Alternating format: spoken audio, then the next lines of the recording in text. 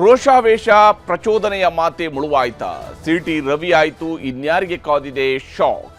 FIR ಸುತ್ತಲೂ ರಾಜಕೀಯ ಜಟಾಪಟಿ. ಇದುವೇ ಚದುರಂಗದ ಮೊದಲ ಸ್ಟೋರಿ. ಪ್ರಚೋದನೆಗೆ ಎಫ್ಐಆರ್.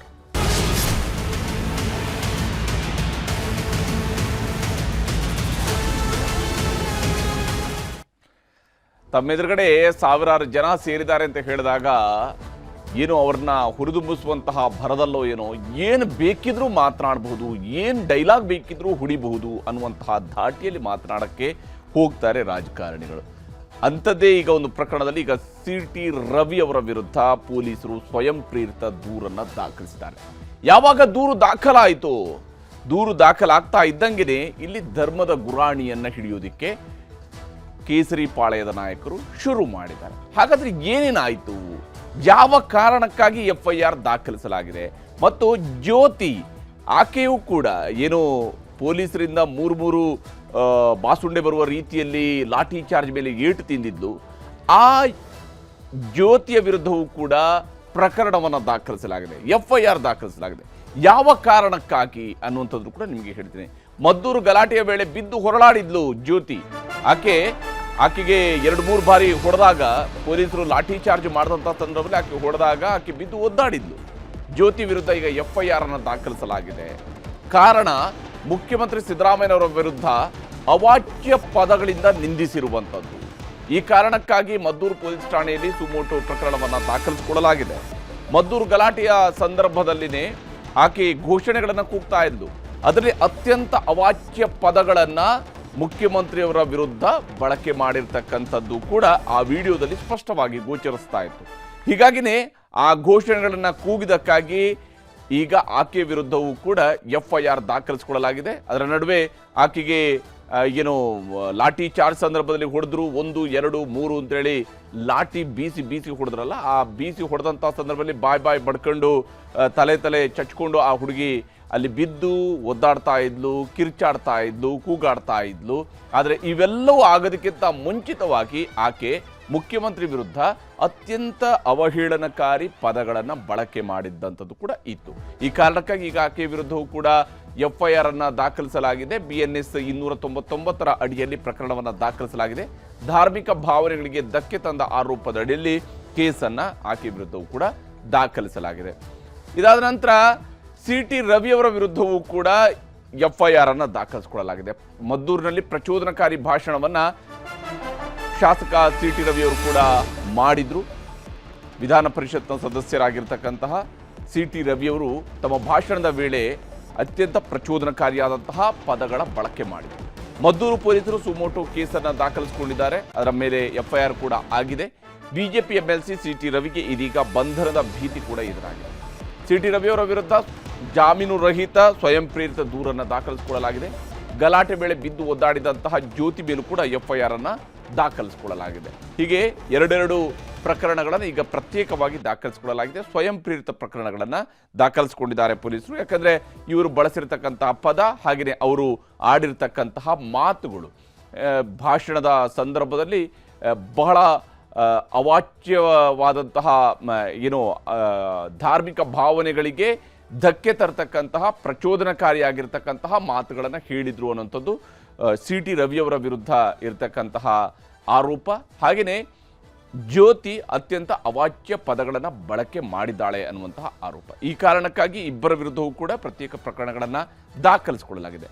ಹಾಗಾದರೆ ಇಲ್ಲಿ ಸಿಟಿ ರವಿಯವರ ವಿಚಾರದಲ್ಲಿ ದಾಖಲಾಗಿರ್ತಕ್ಕಂತಹ ದೂರಿನಲ್ಲಿ ಏನೇನಿದೆ, ಯಾವ್ಯಾವ ಅಂಶಗಳನ್ನು ಉಲ್ಲೇಖ ಮಾಡಿ ಪೊಲೀಸರು ಈ ಸ್ವಯಂ ಪ್ರೇರಿತ ದೂರನ್ನು ದಾಖಲಿಸಿಕೊಂಡಿದ್ದಾರೆ ಅನ್ನೋದನ್ನು ನಿಮಗೆ ಮೊದಲಿಗೆ ವಿವರಿಸ್ತೀನಿ. ಪ್ರಚೋದನೆಯನ್ನು ಮಾಡಿದಂತಹ ಕಾರಣಕ್ಕಾಗಿ ಇಲ್ಲಿ ಈಗ ಪ್ರಕರಣ ದಾಖಲಾಗಿದೆ. ಗಣೇಶ ವಿಸರ್ಜನೆಯ ಮೆರವಣಿಗೆ ವೇಳೆ ದ್ವೇಷ ಭಾಷಣವನ್ನು ಮಾಡಿದರು. ಗಣೇಶ ವಿಸರ್ಜನೆಯ ವೇಳೆ ಗಣೇಶನ ಬಗೆಗಿನ ಮಾತಿಗಿಂತ ಹೆಚ್ಚಾಗಿ ರಾಜಕೀಯದ ಮಾತುಗಳೇ ಜಾಸ್ತಿ ಆದವು. ಗಲಾಟೆ ನಡೆದಿತ್ತು. ಆ ಗಲಾಟೆಗೆ ಉತ್ತರವನ್ನು ಕೊಡುವಂತಹ ನಿಟ್ಟಿನಲ್ಲಿ ಮಾತನಾಡುವಂತಹ ಸಂದರ್ಭದಲ್ಲಿ ಮುಸ್ಲಿಂ ಜನರಲ್ಲಿ ದ್ವೇಷ ಮೂಡುವಂತಹ ರೀತಿಯಲ್ಲಿ ಭಾಷಣವನ್ನು ಮಾಡಿದ್ದಾರೆ ಅನ್ನುವಂಥ ಆರೋಪದ ಅಡಿಯಲ್ಲಿ ಈಗ ಸಿ ಟಿ ರವಿಯವರ ವಿರುದ್ಧ ಪ್ರಕರಣವನ್ನು ದಾಖಲಿಸಿಕೊಳ್ಳಲಾಗಿದೆ. ಸಿ ಟಿ ರವಿಯವರು ಇಲ್ಲಿ ಹೇಳಿರ್ತಕ್ಕಂತಹ ಮಾತುಗಳನ್ನು ಉಲ್ಲೇಖ ಮಾಡಿದ್ದಾರೆ ದೂರಿನಲ್ಲಿ. ಸಮುದಾಯಗಳ ನಡುವೆ ದ್ವೇಷ ಹಾಗೂ ಸೌಹಾರ್ದತೆಗೆ ಧಕ್ಕೆ ತರುವ ಮಾತುಗಳನ್ನು ರವಿಯವರು ಆಡಿದ್ದಾರೆ ಅನ್ನುವಂಥದ್ದನ್ನ ದೂರಿನಲ್ಲಿ ಉಲ್ಲೇಖ ಮಾಡಿಕೊಳ್ಳಲಾಗಿದೆ. ಹಾಗೆಯೇ ಅವರ ಭಾಷಣದ ಅಂಶವನ್ನು ಕೂಡ ಉಲ್ಲೇಖ ಮಾಡಲಾಗಿದೆ. 5% ಇದ್ದಾಗಲೇ ಬಾಲ ಬಿಚ್ಚಿದ್ದಾರೆ, ಇನ್ನು 50% ಆದರೆ ಏನು ಗತಿ ಅನ್ನುವಂತಹ ಪ್ರಶ್ನೆಯನ್ನ ಎತ್ತಿದ್ರು ಸಿ ಟಿ ರವಿಯವರು ತಮ್ಮ ಭಾಷಣದ ಸಂದರ್ಭದಲ್ಲಿ. ಅಷ್ಟೇ ಅಲ್ಲದೆ ನಮ್ಮ ಮಕ್ಕಳು ಮೊಮ್ಮಕ್ಕಳು ಬದುಕೋದಕ್ಕೆ ಆಗತ್ತಾ ಅನ್ನುವಂತಹದ್ದು, ಅಂದರೆ ಸಮಾಜದಲ್ಲಿ ಒಂದು ರೀತಿಯಿಂದ ಹೆದರಿಕೆ ಹುಟ್ಟಿಸುವಂತಹ ಮತ್ತು ಆ ಭಯ ಇದೆ ಅನ್ನುವಂತಹ ರೀತಿಯಲ್ಲಿ ಈ ಜಾಸ್ತಿ ಆದರೆ ನಮಗೆ ಭಯ ಅನ್ನುವಂತಹ ರೀತಿಯಾದಂಥ ಒಂದು ಭಾವನೆ ಮೂಡಿಸುವಂತಹ ಪ್ರಯತ್ನವನ್ನು ಸಿ ಟಿ ರವಿಯವರು ಮಾಡಿದ್ದಾರೆ. ಹಾಗೆಯೇ ನೀವು ಹೊರಗಿನವರು, ನಾವು ಇಲ್ಲಿಯವರು, ತೊಡೆ ತಟ್ಟಬೇಡಿ ಅನ್ನುವಂತಹ ಮಾತುಗಳನ್ನು ಕೂಡ ಹೇಳಿದ್ದಾರೆ. ಇಲ್ಲಿ ಯಾರು ಹೊರಗಿನವರು ಯಾರು ಒಳಗಿನವರು ಅನ್ನುವಂತಹ ಪ್ರಶ್ನೆ ಇದ್ದೇ ಇರುವಂಥದ್ದು. ಹಾಗೆಯೇ ಈ ರೀತಿಯಾದಂತಹ ಮಾತುಗಳನ್ನು ರವಿಯವರು ತಮ್ಮ ಭಾಷಣದ ಸಂದರ್ಭದಲ್ಲಿ ಹೇಳಿದರು. ತೊಡೆ ತಟ್ಟಬೇಡಿ, ತೊಡೆಯನ್ನೇ ಮುರಿತೀವಿ, ತಲೆನೂ ತೆಗೀತೀವಿ ಅನ್ನುವಂತಹ ಮಾತುಗಳು ಕೂಡ ಅವರು ಹೇಳಿಕೊಂಡಿದ್ರು. ಈ ಭಾಷಣದ ಸಂದರ್ಭದಲ್ಲಿ ವೀರಾವೇಶದ ಮಾತುಗಳನ್ನು ಸಿ ಟಿ ರವಿಯವರು ಆಡಿದರು. ಕಲ್ಲು ಹೊಡೆದವರನ್ನ ಕಲ್ಲಿನಲ್ಲೇ ಸಮಾಧಿ ಮಾಡೋದು ಗೊತ್ತು ಅನ್ನುವಂತಹ ಮಾತುಗಳನ್ನು ಕೂಡ ರವಿಯವರು ಹೇಳಿದ್ದಾರೆ ಅಂತ ಹೇಳಿ, ಈ ಕಾರಣಕ್ಕಾಗಿ ಅವರ ವಿರುದ್ಧವೂ ಕೂಡ ಈ ಅಂಶಗಳು, ಅಂದರೆ ಅವರ ಭಾಷಣದಲ್ಲಿ ಅವರು ಉಲ್ಲೇಖ ಮಾಡಿರ್ತಕ್ಕಂಥ ಈ ಅಂಶಗಳೇನಿದ್ದಾವೆಲ್ಲ ಸಿ ಟಿ ರವಿಯವರ ಭಾಷಣದಲ್ಲಿ ಹೇಳಿದಂಥ ಮಾತುಗಳನ್ನು ಉಲ್ಲೇಖ ಮಾಡಿ FIR ಅನ್ನು ದಾಖಲಿಸಿಕೊಳ್ಳಲಾಗಿದೆ. ಸಿ ಟಿ ರವಿಯವರ ವಿರುದ್ಧ ಈ FIR ದಾಖಲಾಗಿದೆ. ಸಿ ಟಿ ರವಿಯವರು ಆಡಿರ್ತಕ್ಕಂತಹ ಮಾತುಗಳನ್ನು ಆಧರಿಸಿ. ಹಾಗಾದರೆ ರವಿಯವರು ನಿನ್ನೆ ತಮ್ಮ ಭಾಷಣದಲ್ಲಿ ಹೇಳಿದಂತಹ ಮಾತುಗಳು ಹಾಗಿತ್ತು ಅನ್ನೋದನ್ನು ನಿಮ್ಗೆ ತೋರಿಸ್ತೀನಿ. ಹೊರಗಡೆಯಿಂದ ಬಂದವರು ನಾವಿಲ್ಲ ಹುಟ್ಟುಗಾರರು, ನಮಗೆ ತೊಡೆ ತಟ್ಟ ಕೆಲಸ ಮಾಡಬೇಡಿ, ತೊಡೆನೂ ಮುರಿತೀವಿ, ತೊಡೆನೂ ತೆಗಿತವೆ. ನಮಗೆ ತೊಡೆ ತಟ್ಟಿ ಹಾಕಿದ್ರೆ ತೊಡೆ ಮುರಿಯೋದು ಬಂತು. ಅಣ್ಣ ಅಂದ್ರೆ ತಲೆ ತೆಗಿಸ್ತೀವಿ, ಏನ್ರ ಅಂದ್ರೆ ಏನ್ರ ನನ್ನ ಮಗನೇ ಅಂತ ಕೇಳೋ ತಾಕತ್ತು ಕೂಡ ಹಿಂದೂ ಸಮಾಜಕ್ಕಿದೆ. ಯಾಕರ ಮಗನೇ ಅಂತ ಕೇಳೋ ತಾಕತ್ತು ಕೂಡ ಹಿಂದೂ ಸಮಾಜಕ್ಕಿದೆ. 5% ಇದ್ದಾಗಲೇ ಈ ನಮೂನೆ ಬಾಲ ಬಿದ್ದವರು, 50% ಆದ್ರೆ ನಮ್ಮ ಮಕ್ಕಳು ಮೊಮ್ಮಕ್ಕಳು ಬದುಕಕ್ಕಾಗತ್ತಾ? ಮಕ್ಕಳು ಮೊಮ್ಮಕ್ಕಳು ಬದುಕಬೇಕೋ ಬೇಡವೋ? ಮಧುರಮ್ಮನ ಪೂಜೆ ಆಗ್ಬೇಕೋ ಬೇಡವೋ? ಉಗ್ರ ನರಸಿಂಹನ ಪೂಜೆ ಆಗ್ಬೇಕೋ ಬೇಡವೋ? ಗಣೇಶನ ಮೆರವಣಿಗೆ ಆಗ್ಬೇಕೋ ಬೇಡವೋ? ಆಗಬೇಕು ಅಂತಂದ್ರೆ ನಾವೆಲ್ಲ ಒಂದು. ಹೀಗೆ ರವಿಯವರು ತಮ್ಮ ಭಾಷಣದ ಸಂದರ್ಭದಲ್ಲಿ ಪ್ರಚೋದನಾತ್ಮಕವಾದಂತಹ ಪದಗಳ ಬಳಕೆಯನ್ನು ಮಾಡಿರುವಂಥದ್ದು ಅವರ ಭಾಷೆಯ ಬಳಕೆಯಲ್ಲಿ ಕೂಡ ಗೋಚರಿಸ್ತಾ ಇತ್ತು. ಇದರ ನಡುವೆ ಅವರ ವಿರುದ್ಧ ದಾಖಲಿಸಿಕೊಂಡಿರತಕ್ಕಂತಹ ಯಾವ ಸೆಕ್ಷನ್ಗಳನ್ನು ಹಾಕಲಾಗಿದೆ ಅಂತ ನೋಡ್ತಾ ಹೋದಾಗ BNS 196 ಸಬ್ ಕ್ಲಾಸ್ 1A ಅಡಿಯಲ್ಲಿ ದ್ವೇಷ ಭಾಷಣ, ಸಂಘರ್ಷಕ್ಕೆ ಪ್ರಚೋದನೆಯನ್ನು ನೀಡಿರ್ತಕ್ಕಂತಹ ಆರೋಪ ಇರುವಂಥದ್ದು. 3 ವರ್ಷಗಳ ಜೈಲು ಶಿಕ್ಷೆ ಅಥವಾ ದಂಡವನ್ನು ವಿಧಿಸೋದಕ್ಕೆ ಈ ಪ್ರಕರಣದ ಅಡಿಯಲ್ಲಿ ಅವಕಾಶ ಇದೆ. ಆ ಪ್ರಕಾರವಾಗಿ ಪ್ರಕರಣವನ್ನು ದಾಖಲಿಸಲಾಗಿದೆ. ಇನ್ನು ಜಾತಿ ಧರ್ಮಗಳ ನಡುವೆ ವೈಮನಸ್ಯ, ಸಾಮಾಜಿಕ ಶಾಂತಿ ಕದಡುವ ಪ್ರಯತ್ನದ ಪ್ರಕರಣವು ಕೂಡ ಇದೇ ಅಂಡರಲ್ಲಿ ಬರುತ್ತೆ. ಇದೇ ಸೆಕ್ಷನ್ನ ಅಡಿಯಲ್ಲಿ ಬರುವಂತಹದ್ದು ಜಾತಿ ಧರ್ಮಗಳ ನಡುವೆ ವೈಮನಸ್ಯ ಹಾಗೂ ಸಾಮಾಜಿಕ ಶಾಂತಿ ಕದಡುವಂತಹ ಪ್ರಯತ್ನ. 3 ವರ್ಷಗಳ ಜೈಲು ಶಿಕ್ಷೆ ಪ್ಲಸ್ ದಂಡವನ್ನು ಈ ಸೆಕ್ಷನ್ನ ಅಡಿಯಲ್ಲಿ ವಿಧಿಸಲಾಗುತ್ತೆ. ಆ ಸೆಕ್ಷನನ್ನು ಸಿ ಟಿ ರವಿಯವರ ವಿರುದ್ಧ ದಾಖಲು ಮಾಡಿಕೊಳ್ಳಲಾಗಿದೆ. ಆದರೆ ಯಾವಾಗ ಪ್ರಕರಣ ದಾಖಲಾಯಿತೋ ಸದ್ಯ ಇಮಿಡಿಯೇಟ್ ಆಗಿ ಬಳಕೆ ಆಗಿರುವಂಥದ್ದು ಹಿಂದೂ ಗುರಾಣಿ. ಇಲ್ಲಿ ಹಿಂದೂ ಗುರಾಣಿಯನ್ನು ಹೇಗೆ ಹಿಡಿದಿದ್ದಾರೆ ಅನ್ನೋದನ್ನು ನೋಡಿದ್ರೆ, ಸಿ ಟಿ ರವಿ ವಿರುದ್ಧ FIR ಹಾಕಿದ್ದಕ್ಕೆ ಕೇಸರಿ ಟೀಮ್ ಕೆಂಡಾಮಂಡಲವಾಗಿದೆ. ಸಹಜವಾಗಿಯೇ, ಯಾಕೆಂದರೆ ತಾವು ಆಡಿರ್ತಕ್ಕಂತಹ ಮಾತುಗಳ ಕಾರಣಕ್ಕಾಗಿ FIR ದಾಖಲಾಗ್ತಾ ಇದ್ದಂತಲೇ ಕೆಂಡಾಮಂಡಲರಾಗಿದ್ದಾರೆ. ಹಿಂದೂ ಸಂಘಟನೆಗಳು, ಹಿಂದೂ ನಾಯಕರೇ ಟಾರ್ಗೆಟ್ ಅನ್ನುವಂಥ ಆಕ್ರೋಶವನ್ನು ವ್ಯಕ್ತಪಡಿಸಲಾಗ್ತಾ ಇದೆ. ಅಂದರೆ ಇಲ್ಲಿ ಹಿಂದೂ ನಾಯಕರನ್ನು ಟಾರ್ಗೆಟ್ ಮಾಡಲಾಗ್ತಾ ಇದೆ, ಹಿಂದೂ ಸಂಘಟನೆಗಳವ್ರನ್ನ ಟಾರ್ಗೆಟ್ ಮಾಡಲಾಗ್ತಾ ಇದೆ ಅನ್ನುವಂತಹ ಆರೋಪವನ್ನು ಮಾಡಲಾಗ್ತಾ ಇದೆ. ಅನ್ಯ ಧರ್ಮೀಯರೇ ನಿಮಗೆ ಮುಖ್ಯ, ಆದರೆ ನಾವೆಲ್ಲಿ ಹೋಗೋಣ ಅನ್ನುವಂತಹ ಪ್ರಶ್ನೆಯನ್ನು ಕೂಡ ಕೇಳ್ತಾ ಇದ್ದಾರೆ. ಆದರೆ ಆಡೋ ಮಾತು, ಬಳಸೋ ಪದ, ಯಾಕಂದರೆ ಯಾವುದೇ ತೀವ್ರತರವಾದಂತಹ ಟೀಕೆಯನ್ನು ಮಾಡೋದಕ್ಕೂ ಕೂಡ ಬಹಳ ಅದ್ಭುತವಾಗಿ ಟೀಕೆಯನ್ನು ಮಾಡಬಹುದಾಗಿರ್ತಕ್ಕಂತಹ ಭಾಷಾ ಸಂಪತ್ತು ಸಿ ಟಿ ರವಿಯವರಲ್ಲಿದೆ. ಆದರೆ ಇದು ಪ್ರಚೋದನೆಯ ರೀತಿಯಾದಂತಹ ಭಾಷಣ ಸಿ ಟಿ ರವಿ ಅವರಂತಹ ನಾಯಕರಿಗೂ ಕೂಡ ಬೇಕಾಗುತ್ತೆ ಅನ್ನೋಂಥ ಪ್ರಶ್ನೆ ಇದ್ದೇ ಇರುವಂಥದ್ದು. ವೋಟ್ ಬ್ಯಾಂಕ್ ರಾಜಕಾರಣ ಬಿಟ್ಟು ಹಿಂದೂಗಳಿಗೆ ರಕ್ಷಣೆ ಕೊಡಿ ಅಂತ ಆಗ್ರಹವನ್ನು ಮಾಡಲಾಗ್ತಾ ಇದೆ. ವೋಟ್ ಬ್ಯಾಂಕ್ ರಾಜಕಾರಣವನ್ನು ಬಿಟ್ಟು ಹಿಂದೂಗಳಿಗೆ ರಕ್ಷಣೆ ಕೊಡಿ ಅನ್ನುವಂತಹ ಆಗ್ರಹವನ್ನು ಮಾಡಲಾಗಿದೆ. ಹಾಗಾದರೆ ವೋಟ್ ಬ್ಯಾಂಕ್ ರಾಜಕಾರಣ ಅಂತೇಳಿ ಈ ರೀತಿಯಾಗಿ ಮಾತಾಡಿದಾಗ ಸುಮ್ಮನೆ ಬಿಡಬೇಕಾ? ಪ್ರಕರಣ ದಾಖಲಿಸ್ಕೊಳ್ಬೇಕಾ ಬೇಡವಾ ಅನ್ನುವಂಥ ಪ್ರಶ್ನೆಯೂ ಕೂಡ ಬರುತ್ತೆ. CT ರವಿ ವಿರುದ್ಧದ FIR ದಾಖಲಾಗ್ತಾ ಇದ್ದಂತೆಯೇ ಹಿಂದೂ ಗುರಾಣಿಯ ಬಳಕೆಯನ್ನು ಮಾಡಿಕೊಳ್ಳಲಾಗಿದೆ. ಅಂದರೆ ಹಿಂದೂ ನಾಯಕರನ್ನು ಟಾರ್ಗೆಟ್ ಮಾಡ್ತಾರೆ, ಹಿಂದೂ ಸಂಘಟನೆಗಳನ್ನ ಟಾರ್ಗೆಟ್ ಮಾಡ್ತಾರೆ, ಹಿಂದೂಗಳನ್ನು ಈ ರೀತಿಯಾಗಿ ಮಾಡ್ತಾ ಇದ್ದಾರೆ ಅನ್ನೋಂತಹ ಗುರಾಣಿಯನ್ನು ಬಳಕೆ ಮಾಡ್ಕೊಳ್ತಿದ್ದಾರೆ. ಆದರೆ ಆಡೋ ಮಾತಿಗಿಂತ ಮುಂಚಿತವಾಗಿಯೂ ಕೂಡ ಆ ರೀತಿಯಾಗಿ ಉಳಿದ ನಾಯಕರುಗಳು ಅಲ್ಲಿ ಭಾಷಣ ಮಾಡಿದ್ದಾರೆ. ಅವರ ವಿರುದ್ಧ ಪ್ರಕರಣ ದಾಖಲಾಗಿದ್ದಿಲ್ಲ, ಇವರ ವಿರುದ್ಧ ಮಾತ್ರ ಯಾಕೆ ಪ್ರಕರಣ ದಾಖಲಾಯಿತು ಅನ್ನೋದು ಕೂಡ ಅಷ್ಟೇ ಮುಖ್ಯ. ಇಲ್ಲಿ BJP ನಾಯಕರ ಸಂಸ್ಕೃತಿಯೇ ಅಂಥದ್ದು ಅಂತೇಳಿ ಕಾಂಗ್ರೆಸ್ ನಾಯಕರು ತಿರುಗೇಟನ್ನು ಕೊಡ್ತಾ ಇದ್ದಾರೆ. ಅವರು ಯಥಾ ಪ್ರಕಾರವಾಗಿ ಅದಕ್ಕೆ BJPಯ ಸಂಸ್ಕೃತಿ ಅನ್ನುವಂತಹ ರೀತಿಯಲ್ಲಿ ಮಾತನಾಡೋದಕ್ಕೆ ಶುರು ಮಾಡಿದ್ದಾರೆ. ಇಲ್ಲಿ ಏನೇನು ಮಾತುಗಳು ಬಂದಿದ್ದಾವೆ ಅನ್ನೋದು ನಿಮಗೆ ತೋರಿಸ್ತೀನಿ. ದ್ವೇಷ ಭಾಷಣ ಮಾಡಿದ್ದಾರೆ ಅಂತ ಹೇಳಿ ಅವರು FIR ಮಾಡಿದ್ದಾರೆ. ಮುಂದೆ ಏನು ಕ್ರಮ ತಗೋಬೇಕು ಅವ್ರು ತಗೊಳ್ತಾರೆ. ಅವ್ರದ್ದು ಅದು ಪದ್ಧತಿ, ಅದು ಪದ್ಧತಿ, ಅವ್ರದ್ದು ಸಂಸ್ಕೃತಿ, ಅವ್ರು ಇದೆಲ್ಲ ಗೊತ್ತಿಲ್ಲ ನನಗೆ. ಬಟ್ ಅದೇನು ನಾನು ತಿಳ್ಕೊಳ್ತೀನಿ, ನನಗೆ ಗೊತ್ತಿಲ್ಲ. ಬಟ್ ಅವ್ರ ಮಾತು, ಅವ್ರ ಭಾಷೆ, ಅವರ ನಡತೆ ಎಲ್ಲ ಇದು ಜನಜಾಗೃತಿ ಆಗಿದೆ. ನಾನು ಆಕ್ಷನ್ ಮಾಡಿದ್ರೆ ರಿಯಾಕ್ಷನ್ ಆಗುತ್ತೆ ಅಂತ ಹೇಳಿದ್ದೇನೆ. ಎಷ್ಟು ದಿನ ಹಿಂದೂ ಸಮಾಜ ಸಹಿಸ್ಕೊಳ್ಳುತ್ತೆ? ಎಷ್ಟು ದಿನ ಸಹಿಸ್ಕೊಳ್ಬೇಕು? ನೀವು ಸಹಿಸ್ಕೊಂಡಿದ್ದ ಕಾರಣಕ್ಕೇನೆ ಭಾರತ ನಾಲ್ಕು ತುಂಡಾಯಿತು. ಸಹಿಸ್ಕೊಂಡಿದ್ದ ಕಾರಣಕ್ಕೇನೆ ಕಾಶ್ಮೀರದಲ್ಲಿ ಕಾಶ್ಮೀರಿ ಮೂಲ ನಿವಾಸಿ ಹಿಂದೂಗಳನ್ನ ಬೀದಿಲಿ ನಿಲ್ಲೋಂಗೆ ಮಾಡಿದ್ರಿ. ನಾವು ಬೀದಿಲಿ ನಿಲ್ಬೇಕಾ?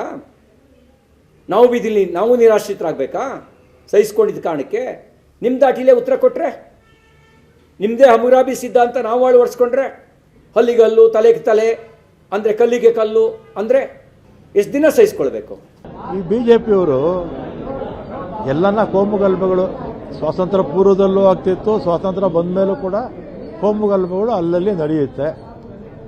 ಕೋಮುಗಲಭೆಗಳು ಆದಂಥ ಸಂದರ್ಭದಲ್ಲಿ ಎಲ್ಲ ಪಕ್ಷದ ಮುಖಂಡಗಳು ಕೂತು ಅದನ್ನು ಸರಿ ಮಾಡುವಂಥ ಕೆಲಸವನ್ನು ಮಾಡಬೇಕು.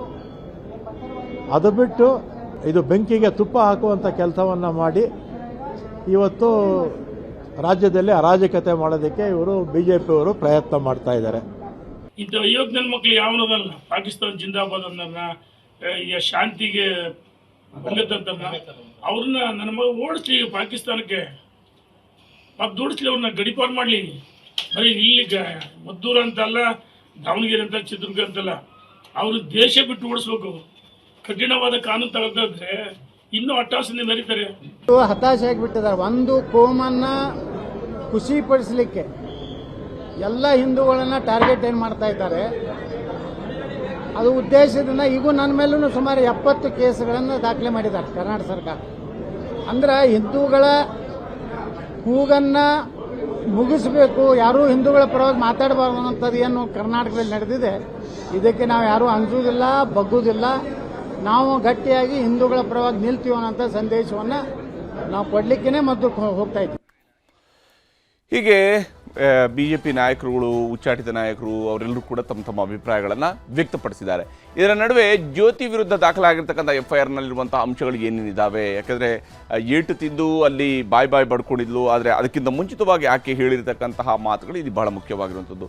ಈಕೆ ವಿರುದ್ಧ ಕೂಡ BNS 196 ಸಬ್ ಕ್ಲಾಸ್ 1A ಅಡಿಯಲ್ಲಿ ಪ್ರಕರಣ ದಾಖಲಾಗಿದೆ. ದ್ವೇಷ ಭಾಷಣ, ಸಂಘರ್ಷಕ್ಕೆ ಪ್ರಚೋದನೆ ನೀಡತಕ್ಕಂತಹ ಮಾತುಗಳು, ಇದಕ್ಕೂ ಕೂಡ 3 ವರ್ಷಗಳ ಜೈಲು ಶಿಕ್ಷೆ ಅಥವಾ ದಂಡ ವಿಧಿಸತಕ್ಕಂತಹ ಪ್ರಾವಿಷನ್ ಇರತಕ್ಕಂತಹ ಪ್ರಕರಣ ಇದು.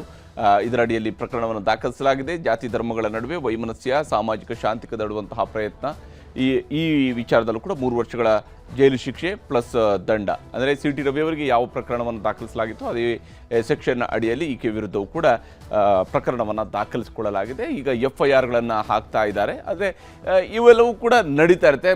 ರಾಜಕಾರಣಿಗಳಿಗೂ ಕೂಡ ಗೊತ್ತು, ಇದಕ್ಕೆ ನಮ್ಮ ಮೇಲೆ ಕೇಸ್ ಹಾಕ್ತಾರೆ, FIR ಮಾಡ್ತಾರೆ ಅಂತೇಳಿ. ಮತ್ತು ಅಂತಹ FIRಗಳನ್ನು ಒಂದು ರೀತಿಯಂಥ ಬ್ಯಾಡ್ಜ್ ರೀತಿಯಲ್ಲಿ ಈಗಾಗಲೇ ಯತ್ನಾಳ್ ಹೇಳಿರೋದನ್ನು ನೋಡಿದ್ವಲ್ಲ, ಒಂದು 70 ಕೇಸ್ಗಳು ನನ್ನ ವಿರುದ್ಧ ಇದೆ, ಅದನ್ನು ಒಂದು ರೀತಿಯಂಥ ಬ್ಯಾಡ್ಜ್ ರೀತಿಯಲ್ಲೂ ಕೂಡ ಧರಿಸ್ಕೊಳ್ತಾರೆ. ಆದರೆ ವಿಚಾರ ಇರುವಂಥದ್ದು, ಆಡೋ ಮಾತುಗಳು ನಿಜಕ್ಕೂ ಪ್ರಚೋದನಾತ್ಮಕವಾಗಿದ್ದರೆ ಮಾತ್ರ ಪರಿಣಾಮಕಾರಿ ಅಂತೇಳಿ ಯಾಕೆ ನಮ್ಮ ರಾಜಕಾರಣಿಗಳು ಅಂದ್ಕೊಳ್ತಾರೆ, ಮತ್ತು ಅವರು ನಿಜಕ್ಕೂ ಕೂಡ ಅದೇ ರೀತಿಯಾಗಿಯೇ ಮಾತನಾಡ್ತಾ ಹೋಗುವಂಥದ್ದು ಜನಪ್ರತಿನಿಧಿಗಳಾಗಿ ಎಷ್ಟು ಸರಿ ಅನ್ನುವಂತಹ ಪ್ರಶ್ನೆಯೂ ಕೂಡ ಇದ್ದೇ ಇರುವಂಥದ್ದು. ಎರಡನೇ ಸುದ್ದಿ ಕಡೆಗೆ ಹೋಗೋಣ. ಬ್ಯಾಲೆಟ್ ಪೇಪರ್ಗಾಗಿ ಸುಗ್ರೀವಾಜ್ಞೆ, ಮತ್ತೊಂದು ರಾಜಕೀಯ ಸಂಘರ್ಷ. EVM ಬದಲು ಬ್ಯಾಲೆಟ್ ಬರುತ್ತಾ? ಇದುವೇ ಚದುರಂಗದ ಎರಡನೇ ಸ್ಟೋರಿ. ಬ್ಯಾಲೆಟ್ಗಾಗಿ ಸುಗ್ರೀವಾಜ್ಞೆ.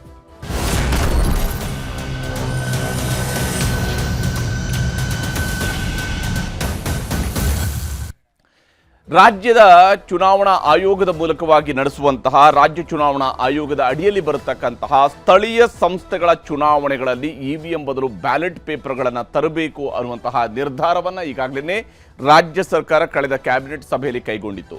ಆದರೆ ಇವತ್ತು ನಡೀತಾ ಇರುವಂತಹ ಕ್ಯಾಬಿನೆಟ್ ಸಭೆಯಲ್ಲಿ ಅದಕ್ಕೆ ಸಂಬಂಧಿತವಾಗಿರ್ತಕ್ಕಂತಹ ಸುಗ್ರೀವಾಜ್ಞೆಯನ್ನು ಹೊರಡಿಸೋದಕ್ಕೂ ಕೂಡ ಈಗ ರಾಜ್ಯ ಸರ್ಕಾರ ಮುಂದಾಗ್ತಾ ಇದೆ.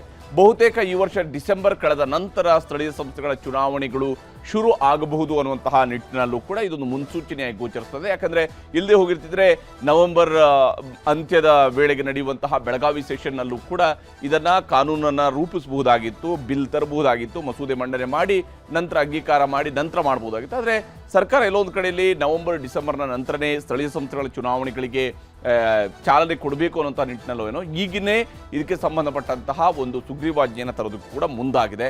ಸ್ಥಳೀಯ ಸಂಸ್ಥೆ ಚುನಾವಣೆಗಳಲ್ಲಿ ಇವಿಎಂ ಬದಲು ಬ್ಯಾಲೆಟ್ ಪೇಪರ್ಗಳನ್ನು ಜಾರಿಗೊಳಿಸಬೇಕು ಅನ್ನುವಂಥದ್ದು ಈಗ ಕಾಂಗ್ರೆಸ್ ಸರ್ಕಾರದ ತೀರ್ಮಾನ. ಯಾಕಂದರೆ ಕಾಂಗ್ರೆಸ್ಗೆ ಇರುವಂಥ ಅನುಮಾನ ಅಂತ ಹೇಳಿದ್ರೆ ಇವಿಎಂ ಇಂದಾಗಿ ನಮಗೆ ಸೋಲಾಗ್ತಾ ಇದೆ ಅಂತೇಳಿ. ಈ ಕಾರಣಕ್ಕಾಗಿ ಬ್ಯಾಲೆಟ್ ಪೇಪರ್ ಬಳಸುವ ಸಲುವಾಗಿ ಸುಗ್ರೀವಾಜ್ಞೆ ತರೋದಕ್ಕೆ ತಯಾರಿಯನ್ನು ಮಾಡ್ಕೊಂಡಿದ್ದಾರೆ. ಸಚಿವ ಸಂಪುಟ ಸಭೆಯಲ್ಲಿ ಚರ್ಚಿಸಿ ಅಂತಿಮ ಮುದ್ರೆ ಒತ್ತೋದಕ್ಕೆ ಸಿದ್ಧತೆಯನ್ನು ಮಾಡಿಕೊಳ್ಳಲಾಗುತ್ತೆ. ಈ ಬಾರಿಯ ಸ್ಥಳೀಯ ಸಂಸ್ಥೆಗಳ ಚುನಾವಣೆಗಳಲ್ಲಿ ಕೇವಲ ಇವಿಎಂ ಬಳಕೆ ಇರೋದಿಲ್ಲ. ಈ ಬಾರಿ ಇವಿಎಂ ಬಳಕೆನೇ ಇರೋದಿಲ್ಲ, ಬದಲಿಗೆ ಬ್ಯಾಲೆಟ್ ಪೇಪರ್ ಮಾತ್ರ ಇರುತ್ತೆ ಅಂತ ಹೇಳಿ ಬ್ಯಾಲೆಟ್ ಪೇಪರ್ ಬಳಸೋದಕ್ಕೆ ಸಂಬಂಧಪಟ್ಟಂತೆಯೇ ಈ ಒಂದು ಕಾನೂನು ತಿದ್ದುಪಡಿಯನ್ನು ತಂದು ಅದಕ್ಕೆ ಸುಗ್ರೀವಾಜ್ಞೆಯನ್ನು ಹೊರಡಿಸೋದಕ್ಕೆ ಈಗ ಸರ್ಕಾರ ಮುಂದಾಗ್ತಾ ಇದೆ. ಸಹಜವಾಗಿಯೇ ಬಿಜೆಪಿ ಇದಕ್ಕೆ ವಿರೋಧವನ್ನು ವ್ಯಕ್ತಪಡಿಸ್ತಾ ಇದೆ. ಈ ರೀತಿಯಾಗಿ ಬ್ಯಾಲೆಟ್ ಪೇಪರ್ ಬೇಕಾ ಅನ್ನೋದಕ್ಕೆ ಸಂಬಂಧಪಟ್ಟಂತಹ ವಿಚಾರಗಳಲ್ಲಿ ಬಹಳಷ್ಟು ಟೀಕೆಯನ್ನು ಬಿಜೆಪಿ ಮಾಡ್ತಾ ಇದೆ. ಹಾಗಾದರೆ ಈ ಬ್ಯಾಲೆಟ್ ಬಡಿದಾಟ ಹೇಗೆ ನಡೀತಾ ಇದೆ, ಯಾವ ಸ್ವರೂಪದಲ್ಲಿ ಕಾಂಗ್ರೆಸ್ ತನ್ನ ತಯಾರಿಯನ್ನು ಮಾಡ್ಕೊಂಡಿದೆ ಈ ಬ್ಯಾಲೆಟ್ ಪೇಪರ್ಗಾಗಿ ಅನ್ನೋಂಥನ್ನು ಕೂಡ ನಾವು ನೋಡಬೇಕು. ಹಾಗೆಯೇ ಬಿಜೆಪಿಯ ಟೀಕೆಗಳು ಏನು ಅನ್ನೋಂಥದ್ದು ಕೂಡ ನಿಮಗೆ ತೋರಿಸ್ತೀನಿ. ಇವಿಎಂ ಬದಲು ಬ್ಯಾಲೆಟ್ ಪೇಪರ್ ಬೇಕು ಅನ್ನೋಂಥದ್ದು ಕಾಂಗ್ರೆಸ್ ಹೇಳ್ತಾ ಇರುವಂಥದ್ದು. ಕಾಂಗ್ರೆಸ್ನವರ ಪ್ರಕಾರ ಇವಿಎಂ ಬದಲಿಗೆ ಈಗ ಬ್ಯಾಲೆಟ್ ಪೇಪರೇ ಬೇಕು, ಅದೇ ಬಹಳ ಮುಖ್ಯ ಅಂತೇಳಿ.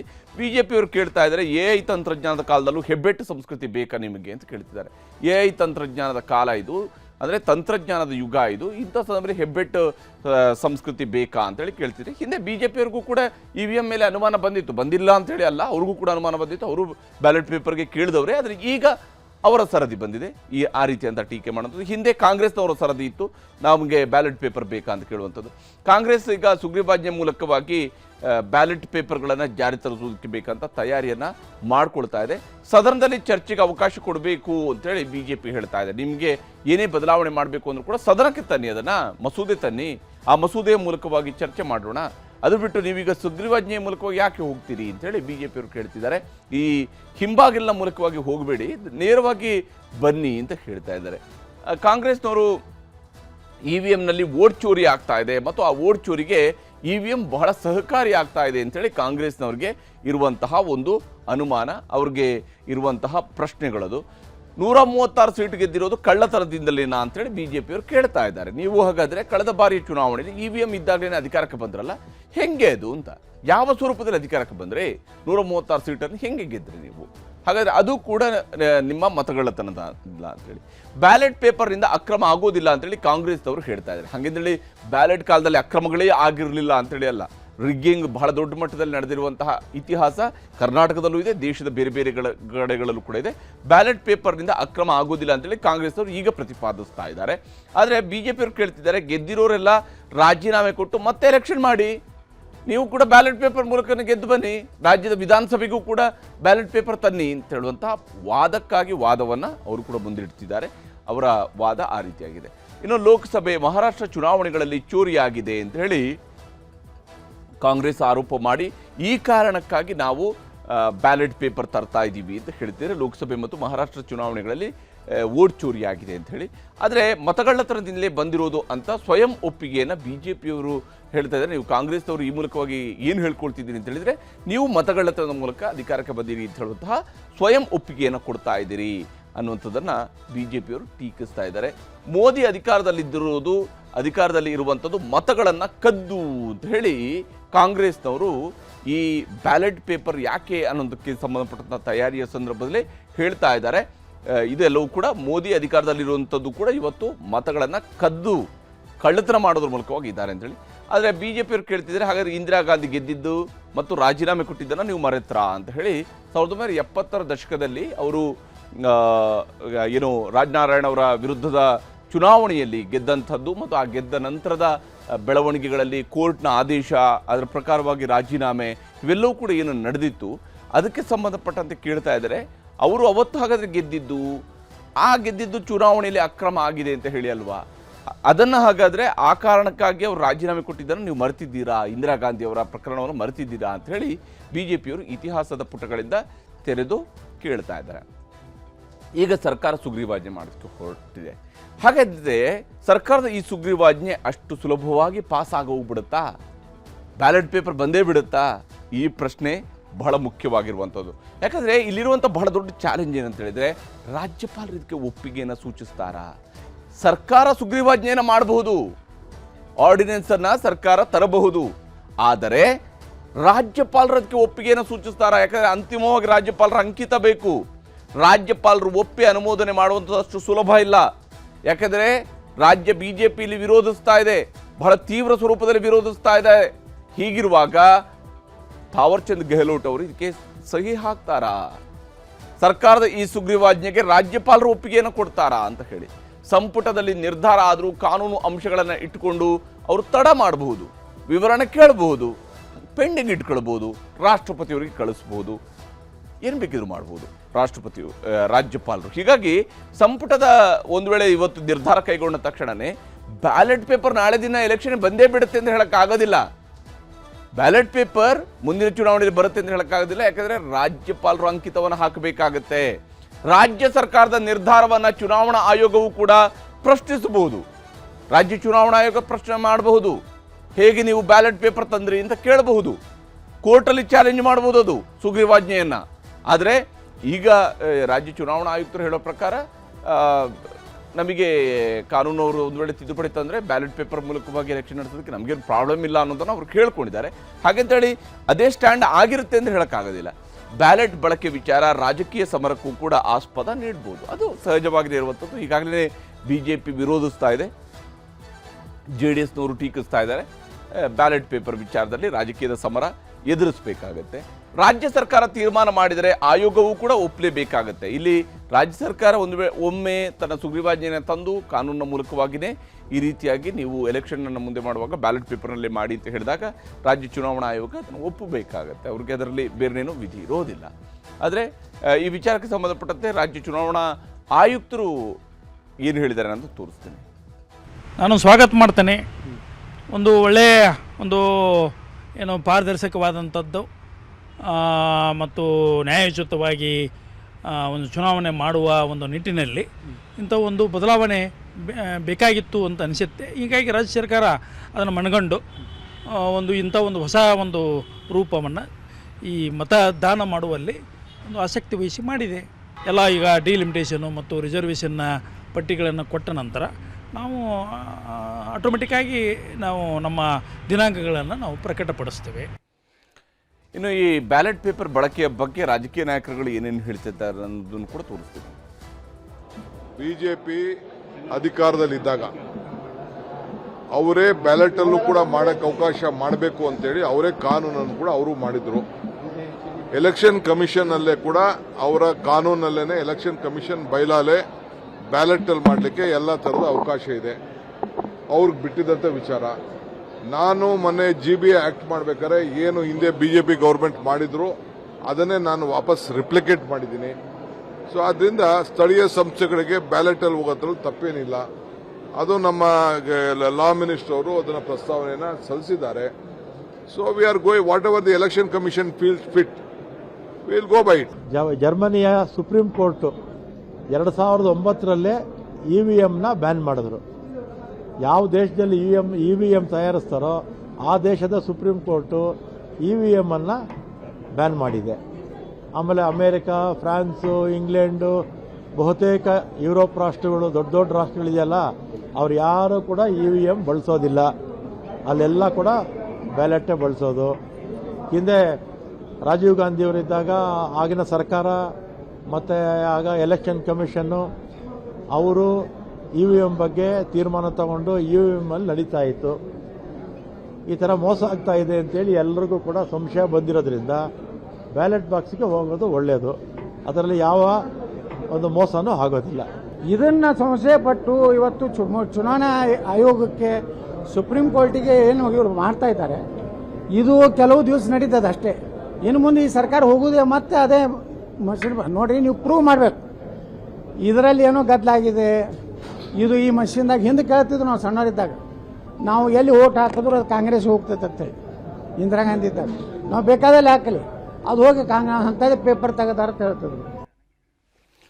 ಹೀಗೆ ಇಲ್ಲಿ ಆರೋಪ ಪ್ರತ್ಯಾರೋಪಗಳು ಕೂಡ ಇದ್ದಾವೆ. ಆದರೆ ಇಲ್ಲಿ ಬ್ಯಾಲೆಟ್ ಪೇಪರ್ನ ಹಿಂದಿನ ಲೆಕ್ಕಾಚಾರಗಳು ಏನು, ಯಾವ ಕಾರಣಕ್ಕೆ ಬ್ಯಾಲೆಟ್ ಪೇಪರ್ ಅನ್ನೋದನ್ನು ಗಮನಿಸಬೇಕು. ರಾಹುಲ್ ಗಾಂಧಿ ಹೋರಾಟಕ್ಕೆ ನೈತಿಕ ಬಲವನ್ನು ತುಂಬುವಂಥದ್ದು ಬಹಳ ಮುಖ್ಯವಾಗಿ ಇಲ್ಲಿ ಸಿದ್ದರಾಮಯ್ಯನವರ ಸರ್ಕಾರ ಕೈಗೊಳ್ಳುವಂತಹ ತೀರ್ಮಾನದ ಒಂದು ಭಾಗ. ಕೇಂದ್ರ ಸರ್ಕಾರಕ್ಕೆ ಮತ್ತು ಚುನಾವಣಾ ಆಯೋಗಕ್ಕೆ ಸೆಡ್ಡು ಹೊಡೆಯುವಂಥದ್ದು ಕೂಡ ಇದರ ಬಹಳ ಮುಖ್ಯವಾಗಿರ್ತಕ್ಕಂತಹ ನಿರ್ಧಾರದ ಭಾಗ. ಮತ್ತು AICC ನಿರ್ಣಯಗಳನ್ನು ಜಾರಿಗೆ ತಂದ ಕೀರ್ತಿಯು ಕೂಡ ಸಿದ್ದರಾಮಯ್ಯನವರ ಸರ್ಕಾರಕ್ಕೆ ಬರುತ್ತೆ. ಆ ಕಾರಣಕ್ಕಾಗಿ ಕೂಡ ಬ್ಯಾಲೆಟ್ ಪೇಪರ್ ಬಗ್ಗೆ ಅವರು ಪ್ರತಿಪಾದನೆಯನ್ನು ಮಾಡ್ತಾ ಇದ್ದಾರೆ. ಮತಪತ್ರ ಜಾರಿಗೆ ತಂದ ಮೊದಲ ರಾಜ್ಯ ಅನ್ನುವಂಥ ಹೆಗ್ಗಳಿಕೆಗೆ ಮತ್ತೆ ಇವರು ಪಾತ್ರರಾಗಬಹುದು. ಆದರೆ ಹಿಂದೆ ಮತಪತ್ರಗಳಿದ್ವು, ಆದರೆ EVMಗಳು ದೊಡ್ಡ ಮಟ್ಟದಲ್ಲಿ ಬಳಕೆಗೆ ಬಂದ ನಂತರ ವಾಪಸ್ ಮತಪತ್ರಕ್ಕೆ ಹೋಗಿರ್ತಕ್ಕಂಥ ಮೊದಲ ರಾಜ್ಯ ಸ್ಥಳೀಯ ಸಂಸ್ಥೆ ಚುನಾವಣೆಗಳಲ್ಲಿ ಅಂತ ಹೇಳುವಂಥ ಹೆಗ್ಗಳಿಕೆ ಕರ್ನಾಟಕಕ್ಕೆ ಬರಬಹುದು.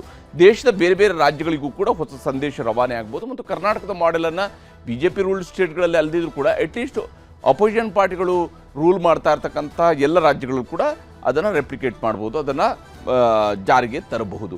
ದೇಶದ ಬೇರೆ ಬೇರೆ ರಾಜ್ಯಗಳಲ್ಲೂ ಕೂಡ ಹೊಸ ಸಂದೇಶ ರವಾನೆ ಮಾಡುವಂತಹ ಲೆಕ್ಕಾಚಾರವೂ ಕೂಡ ಇಲ್ಲಿ ಅಡಗಿರುವಂಥದ್ದು ಸ್ಪಷ್ಟ ಇದೆ. ಈ ವಿಚಾರದಲ್ಲಿ ರಾಹುಲ್ ಗಾಂಧಿ ಅವರು ಮತ್ತೆ ಮಾತನಾಡ್ತಾ ಹೇಳಿದ್ದಾರೆ, ವೋಟ್ ಚೋರಿ ಬಗ್ಗೆ ನನ್ನ ಬಳಿಯಲ್ಲಿ ಸಾಕ್ಷಿ ಇದೆ, ಆ ಸಾಕ್ಷಿಯನ್ನು ಕೊಡೋದಕ್ಕೂ ಕೂಡ ನಾನು ಸಿದ್ಧನಿದ್ದೇನೆ ಅಂತ ಹೇಳ್ಕೊಂಡು ವಿವರಿಸ್ತಾ ಇದ್ದಾರೆ. डायनामिक एक्सप्लोसिव आपको सबूत देने वाले हैं. पूरे देश में नारा चल रहा है, वोट चोर गद्दी चोर का नारा चल रहा है. आग जैसे फैल रहा है, क्योंकि सच्चाई है और हम आपको दिखाएंगे. हिंदुस्तान के युवा, आप अच्छी तरह सुनिए, सच्चाई है कि वोट चोरी करके सरकारें बन रही हैं. हम गारंटी करके आपको प्रूफ देने वाले हैं.